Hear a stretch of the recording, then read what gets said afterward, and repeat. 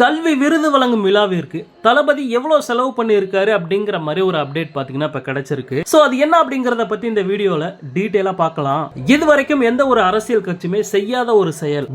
அரசாங்கமே இப்படி ஒரு நிகழ்ச்சியை நடத்துனது கிடையாது. ஆனா தளபதி அவரோட சொந்த பணத்தை போட்டு இப்படி ஒரு நிகழ்ச்சியை மாணவர்களுக்காக 2வது வருஷமா நடத்தி இருக்காரு. நடிகர் விஜய் அரசியல் ஆதாயத்துக்காக இப்படி பண்றாரு அப்படின்ட்டு சில பேர் சொன்னாலுமே இப்படி ஒரு நல்ல விஷயத்தை எதுக்காக பண்ணாலுமே தப்பு கிடையாது. மக்களோட வரி பணத்தை எடுத்து மக்களுக்கு கொடுக்கிறதுக்கே இங்க சில பேருக்கு மனசு இல்ல.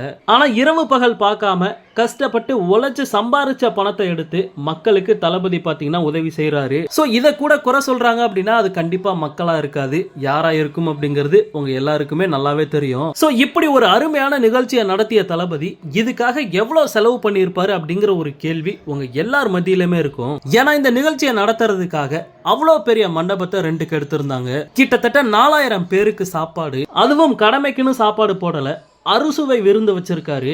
இதை விட முக்கியமா மாணவ மாணவிகளுக்கு 5000 ரூபாய் பணமும் கொடுத்திருக்காரு. சோ முதல் கட்டமான கல்வி விருது வழங்கும் நிகழ்ச்சி தான் இப்ப முடிஞ்சிருக்கு. 2ஆம் கட்டமான நிகழ்ச்சி வர 3ஆம் தேதி அதே மண்டபத்துல நடக்க போகுது. சோ அந்த நிகழ்ச்சியிலையும் கிட்டத்தட்ட 4000 பேர் கலந்துக்க போறாங்க. இப்படிப்பட்ட நிலைமையில ஒட்டு மொத்தமா இந்த நிகழ்ச்சிக்கு எவ்வளவு செலவாயிருக்கும், தளபதி எவ்வளவு செலவு பண்ணியிருப்பாரு அப்படிங்கிற ஒரு கேள்வி கண்டிப்பா நமக்குள்ள இருக்கும். ஆரம்பத்துல இந்த நிகழ்ச்சிக்காக தளபதி 1 கோடி ரூபாய் ஒதுக்கி இருக்காரு அப்படிங்கிற மாதிரிலாம் நியூஸ் கேள்விப்பட்டோம்.